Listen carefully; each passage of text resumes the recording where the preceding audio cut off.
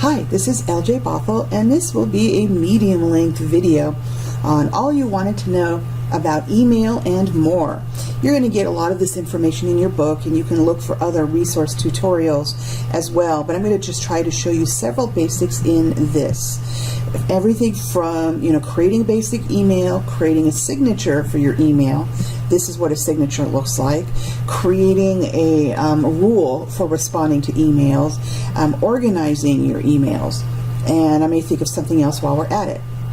So at this point, I'm using one of the student emails. I'm being Lisa Bothell, the student, and right now I've got my inbox open for my email area, and then the reading pane. Now the thing when you get emails, and you can see I have several in here, some of which have not been read, it looks like, and some which have. So basically, when you click on a message that you've received, it will take a moment in the preview once you've clicked on it before it's considered read. This is whether you have this open or not. If you don't want to actually see a preview of the message and would rather double click the message to read the whole thing, then you could certainly turn off the reading pane. I'm going to go ahead and leave it on right now though. So let's take a look at our architecture here. If you're going to do a new email, you're going to put in a person's name, and normally in an Exchange account you can click to and you would get your global address list. All of these are inaccessible to us in this class. This is actually Shoreline email addresses. These are rather addresses, but we are prevented by our unique temporary student emails from using this. But you can also come up here and look for contacts and therefore send something. So right now I am going to send something to myself, the instructor account 00 in here. And let's double click it. It'll put to. If I wanted to do a CC, then I could do that. Oops, sorry, that shouldn't have popped up there. So what I want to do is click in here and then choose a CC. Hey, stop doing that. Okay, let's do it right here. We have to actually click this. There we go. And then I could do a blind carbon copy. Blind carbon copy is a really good thing to use in emails if you don't want everyone to see each other's email addresses. So say you're actually sending, like an instructor, you're going to send an email to a whole bunch of students, and you're not sure that the students want to or need to see each other's email addresses. I might send the email to all of the different students, blind carbon copy. That way you only see your email when you receive it, but you don't see the email names of all the other students. Okay, I'm going to go ahead and I'm going to get rid of this CC, but here we are. Okay, now you'll notice the message I have here has a lovely signature. However, hit no here. When I go look at a couple of these emails that I've sent, that one does have a signature, but I actually sent a couple to myself that don't have a signature in it, and then I remembered I needed to create it. Here we go, testing. Nope, that's in there. It's one of these. Here we go. This one doesn't have a signature, so I realized, whoa, I need to do that. So if you want to add a signature to your email address, what that means is you're actually adding a little information in the email address that people can refer to. Over here and find one with some contact information for you. It's a professional thing to do, and in any company you work at, they'll usually have some sort of protocol for you to do this. They'll indicate what kind of font you might want to use, the title, whether you put your department or title or the company name, whether you put in your phone number, etc. So in this one, I've put in my name, my title, Shoreline Community College Business Technology, that's the department I'm in, and then this phone number. This is not actually a real phone number. It's hard for folks to get a hold of me by phone, so I just use a phony one for an example here. But let's go over to File, and then let's go to Options. And the neat thing in Options in Mail is you have all sorts of interesting things you can do here. So for instance, signatures. This is where the signatures come from, and these are ones I have created in the past. This is a basic one if I'm having a casual email, and this is my department one that I have attached to my student account 15, which we were looking at, and I've also attached it to the student account 00. Now if I want, I can always create a new one. So let's come down here and do new, type a name, and I'm going to just call it BizTech 293 signature. Click OK. Now here it is, and it's currently empty. So what I will usually do is, if I'm going to have a signature, or when I'm going to have it, I like to put a kind of dividing line between the bottom of my text and the beginning of my signature, and that was why you saw on previous ones the this thing here. What I'm going to do for this one is I'm going to just use little stars instead. They're a little bit more discreet. So this gives me a dividing line. And then I like to maybe make it a color that's different than black and white. Although if you want to be strictly professional, you can use use whatever color makes sense to you. But this one, I'm going to put sort of a medium gray. Then I'm going to, oops, now that's interesting when I do that. That's not what my goal was. And I'm trying to do a reverse, so let's go backwards, get rid of that. I'm going to hit enter a couple of times, then I'm going to come back up here and do the stars. And the reason I'm doing it this way is because often when you do a line of some sort of interesting text and then you hit enter, it might convert it to something else. So I made sure to hit a couple of enters, so now I can put my name, L.J. Bothell. I cannot spell. And then I like to put my signature information mostly on 1 or 2 lines. So in this case, I'm going to put my name, and then I'm going to go Shoreline Community College. And then I like to use dividers. So I'm using one here. You could use a slash, you could use a dash, whatever. Business technology. And then I would here add in my phone number, 206-555-1234, the fake one. And then in this case, I might bold my name, and then I might leave this the same. And I might go ahead and make this black. And then since this is a signature, I'm usually going to keep my signature so it's smaller than my average text. So I'm going to make this, I'll make it 10 point. And there we go. So it's very simple. And this is now going to be my BizTech 293 signature. If you have a web page and you want people to find that, you can add that in there. I often in my signatures will like to add something like "Have a nice day." Excuse me. Other people like to put a quote of some kind. I'm just going to stick with this for my BizTech 293 signature. And then what I'm going to do is I'm going to attach this one to the 001 as an instructor and click OK. And then it's like I'm going to give it second thought and say, you know, I'm going to go ahead and I want to also attach this one to my student account 15, which is the one I'm showing you a lot of stuff in. So I'm going to click OK there too. Now I'm going to hit OK here and get out of options. And then if I create a new email, now this is interesting. This is not what I expected to see. So let me go find out why that didn't take. Back to options, and then mail, and then signatures. And oh, I know why. Because when I went here, I forgot to come down here to this little, I just assumed because I had this highlighted that it would work. No, I need to come down to the new messages and note for the student account 15, I want to use the BizTech 293 signature. And there we go. Now we'll click OK. And then OK again. And then try a new email. Hello, what's going on? There we are, and here's my new signature. Now another thing I like to do before I get too far into things is I like to go back over to options and then go back into mail. And what I'd like to do is take a look at stationery and fonts. Now I mentioned in the options video that I don't tend to worry about this that much. I lie like a cheap rug. Basically, I don't usually choose themes. And when I looked at that at a glance, I was thinking in terms of themes, meaning, oh, I could have a background in my emails. I could add colors or something to them. I tend to stay away from those for professional emails because I want things to be very simple and easy to read. I have to assume that anyone reading an email. Could be someone that might have visual difficulties and needs to enlarge it, and they need really good contrast. So my text in my emails tends to be black text on a white background. However, I can change my fonts here. So for instance, for all new email messages from now forward, I currently have things set to Corbel 12. I did this on my own.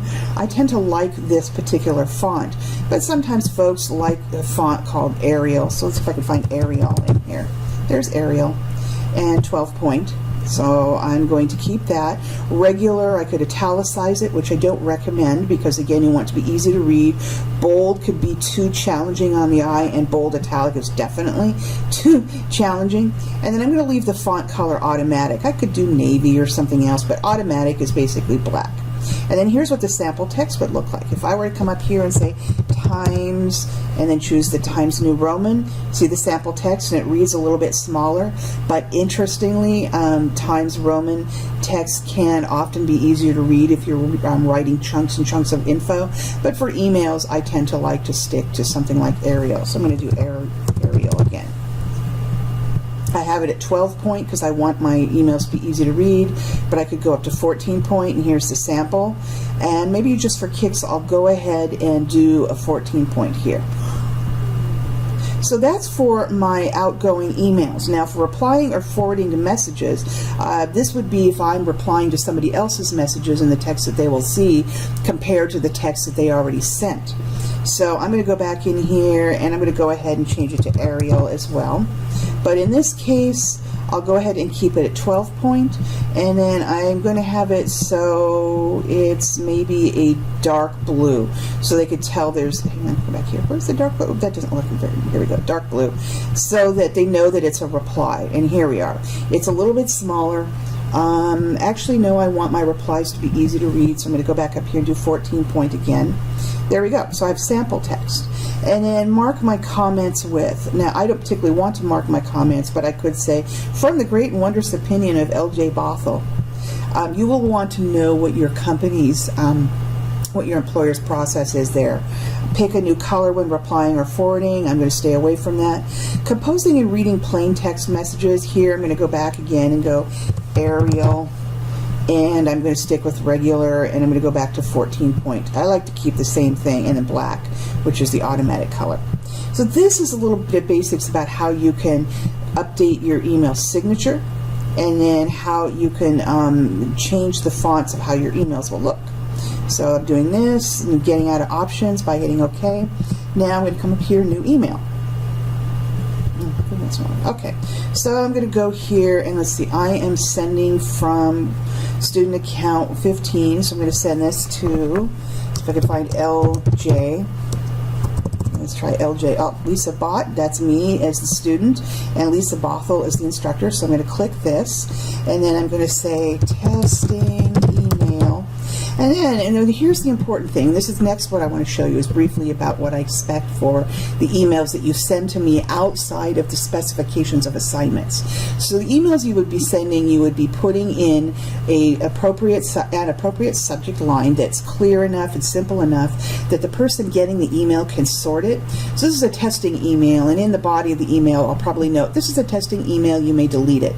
If I send a resource, I say resources and tips for Outlook 2016, and then somewhere in the body I might say keep this as reference and maybe file it away under newsletters or tips or something.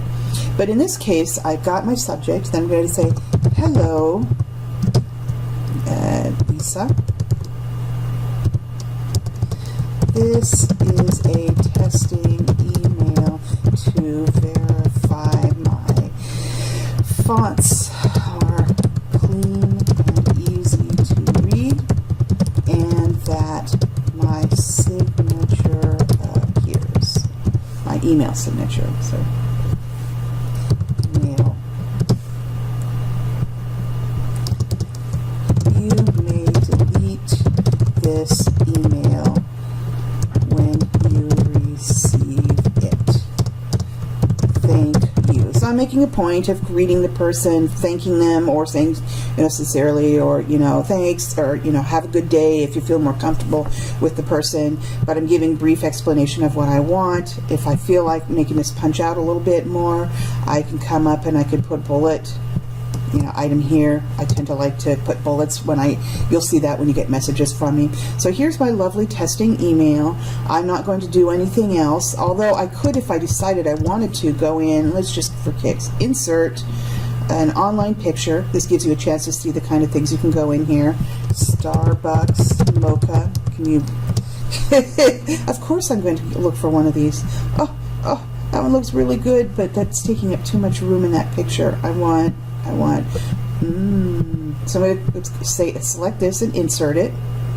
It's a big picture, so I can come in here and I'm holding my shift key down and dragging to make it really small. I certainly can come up here and bold things. So come up here and bold this. You may delete this email when you receive it. In this case, I'm going to italicize it. I may go ahead and put this in red text. So, you can do all these kinds of things in your emails as appropriate. So here's the basics of it, and then I'm going to send the email. Okay. Now the next thing I want to show you is a little bit about organizing. As you can see, I'm developing kind of a full inbox here, and I am a really organized person. I do not like to have emails in my inbox except for things I haven't read yet and I need to attend to. Then I like to sort and file them away.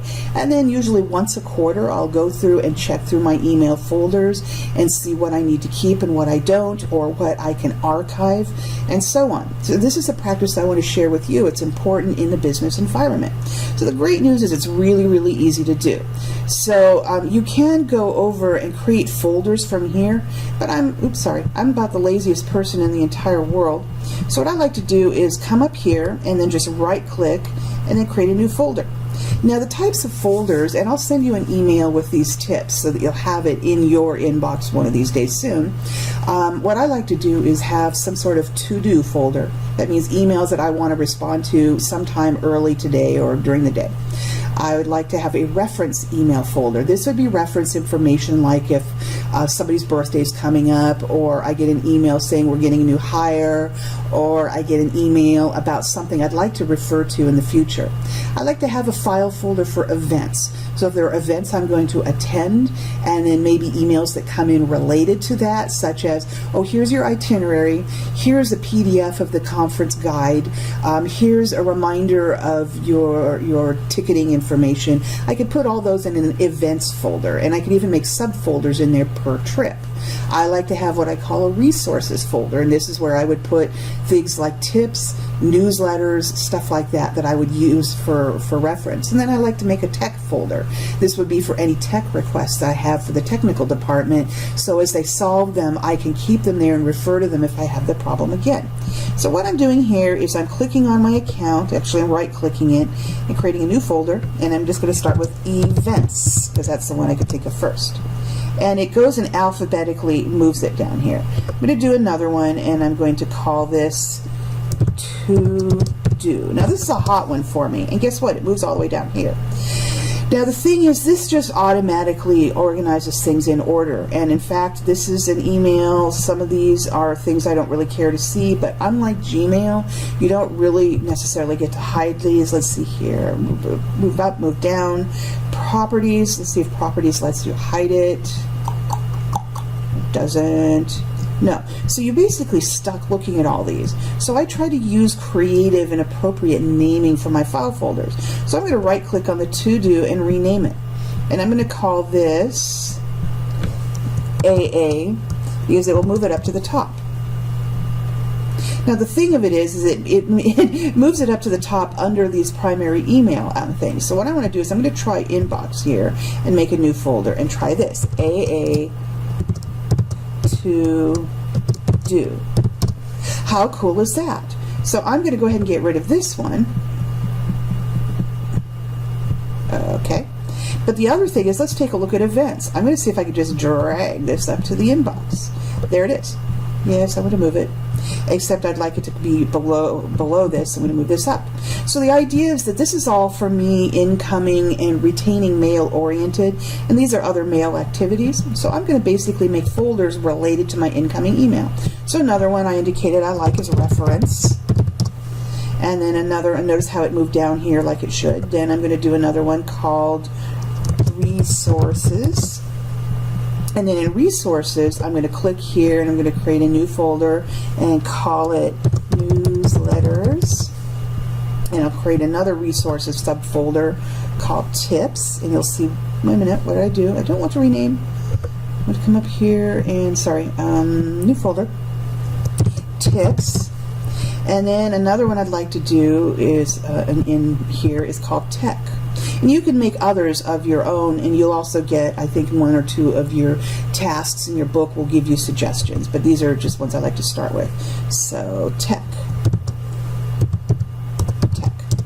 Okay, so I have my AA to do right at the top, and I do this so it's alphabetically right up there, and anything that I think is hot I could put in here. And then I have resources, so if I get any newsletters I could put them in here. If I have tips I could put them in here. Upcoming events I could sort them over here, reference, and so on. So now let's take a look at some of the emails. Now, one thing I've asked our tech services department about, and I may or may not get much of an answer on it, is that anything that's coming from any of you or me may read instructional account and student account on it. I'm going to find out if we can change this or if it can be aligned to our names, so that ideally if I go in here I would hopefully be able to see this is coming from LJ Bothell, not instructional account. But for now I'm not going to worry about that. What I'm going to do is just take a look at the content. This is just testing this email. It could be deleted. So I'm going to go ahead and I'm going to click this little X. You can delete in more than one way. You can come up here and you can delete. I just like to do it right from the email. And now in my deleted items I should have my deleted email. And I have set my options to empty my deleted file folder at the end of every session here. So when I go close out, it'll ask if I want to delete everything, and I'll say yeah, sure, or it will inform me that I'm deleting. Now back to my inbox. What is this one? This is appropriate email format / context. So I'm looking through it, blah, blah, blah, blah. You'll get one of these two. Keyword tips. Ooh, so I can go ahead and drag this over to tips. Okay. Next, this one here, email organizing tips, blah, blah, blah, blah, blah, blah, blah. Keyword tips. So I could just go drag it over here. Student account 15, supernatural tunes. Well, this doesn't really mean anything, but I'm going to pretend it's a newsletter, so I'll drag it over here to a newsletter. Instructional account resource links. What does this refer to? Oh, some great links, more tips. I haven't sent too many. Oh, email buddies information. This is another one that I will be sending you guys. So I'm going to roll down and look, and this will say keyword reference. So I'm going to go over and drag it over to reference, and then another supernatural dudes group. So I'm going to just call it newsletters, or I could delete it. I'm not going to. Here's one thing I can do, but I'm not going to. I could click on this, and then in here I could make this junk. Now I'm not going to do it because I don't actually want all emails coming from student account 15 or coming from any of you to be junk, but this is where you would actually take something. Say you are getting a newsletter that you don't want. You could block the sender by choosing this, and your book will go over this and probably make a recommendation of what you can do. But again, you want to be very careful on using this during this class, because if you decide to block one of the other students that you are working with as an email buddy as a block sender, then all of a sudden you won't get your stuff from them. But it's an important thing to know. You can delete an entire folder here. If I decided to, I can copy this folder, move it, delete it, rename it, and so on. But as you can see, now my inbox is nice and empty, and everything looks like it's red. When it's not red, if it gets moved over here first, it'll have a little mark to the side, like 1 or 3 or 5 unread ones. So, let's do here. Rules, I think, are a different place. Automatic replies out of office. This is another part of your email you want to be aware of. This is important if you're going to be on vacation for a certain period of time. So, for instance, I am actually actually going on vacation after summer quarter until the beginning of fall quarter. So I'm going to set this. However, I'm not going to do it as the student. What I want to do is I want to make sure I do it under this one as the teacher. Then I'm going to come here and do my automatic replies so you can see how it works. Send automatic replies. Only send during this time range. And for me, my vacation will start August 5th, and then it will end, this is a really long vacation, I'm very happy, September 20th. And this will end at, I'll say, 5 o'clock p.m. on that date. I'll be looking for emails before then. And then on Friday, I'll be, yes, I think 12:30 a.m. should be fine. So what will happen is that during this time range, any message I type in here inside my organization, i.e. you guys, or inside of Shoreline Community College, if I were using my real instructor email exchange account like you would at Boeing or Starbucks or a hospital that you work at, anything I put in here will be my out of office reply. So, hello, I will be out of the office on summer break. And what I like to do is I like to repeat the information here because I cannot assume they could see this. From Friday, August 5th through Tuesday, September 20th. And then, of course, my spelling here is not so great, so capital S. If you have questions, please contact, and I'll just say Jane Doe in the business technology. There's my spelling again. Isn't it fun having a teacher that makes so many mistakes? It means that it's completely normal. Business Technology Department at 206 555-1345. Another fake number there. Thank you. Have a great summer. Now, I'm doing this just as a real short and a quick one here. However, if you're going to be doing this on a professional level, you'll want to speak with your supervisor and your team members to make sure that you're putting in the kind of information that your coworkers or your customers or your vendors, whoever you work with most regularly, need to see. And that way they know when you're going to be out, when you're going to be back. You don't have to say you're on vacation. You can simply say, I'm going to be out of the office from, so I'm going to do this. People can go ahead and assume that it's a summer break or not. I will be out of the office from blah, blah, blah. And I might even make sure I put the year in there, especially if, you know, the year changes during your break, 2016. If you have questions, you always want to let someone know what the questions, if you have questions, who else to contact. If you have information available for them as well in another location, you can tell them that. So for instance, with students, when I'm going to be out, I will tend to put in, for upcoming course information, please look at this website, and then I'll give a website email address so they can get some of their questions answered there, and then they can also contact Jane Doe if they really need something from me, like who's supposed to sign my enrollment form if Lisa's not there. So okay, I have this. I'm going to select it because I want to actually change the font. Let's go back over to Arial. And then I want to make this easy to read for whoever gets it, so I'm going to stick with my, I'll say 12 point should be just fine. Now, this is inside my organization. So in this case, you may also contact Jim Doe at 555, okay, sorry, let's go back over here, 206 555 4567. Now in this case, Jim Doe is fine with being contacted by people in the company, but Jim does not want to be contacted by anyone outside the company because he's really busy and he's actually a supervisor, but he is available for other employees. But the reason I'm making this note is if, okay, I'm going to copy this. This is for inside my organization. For outside my organization, I'm going to go here, do the same information, Oops. But I'm going to remove the Jim Doe part. It's also going to take place during the same time period. Auto reply. This means when someone sends a message, they will get this back automatically during this date range. And then this will end automatically after 5 p.m. on Tuesday, September 20th. Inside my organization, it works the same way. And there we go. Okay. So now I have an automatic reply set.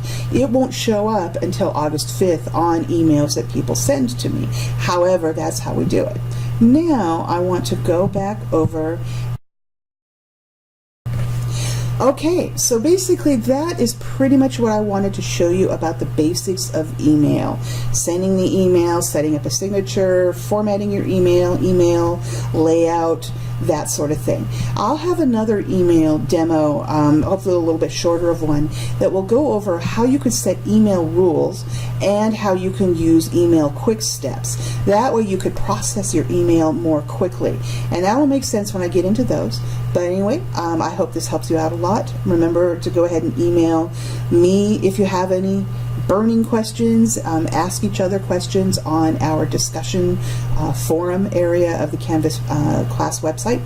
Otherwise, have a great rest of your day. Bye-bye.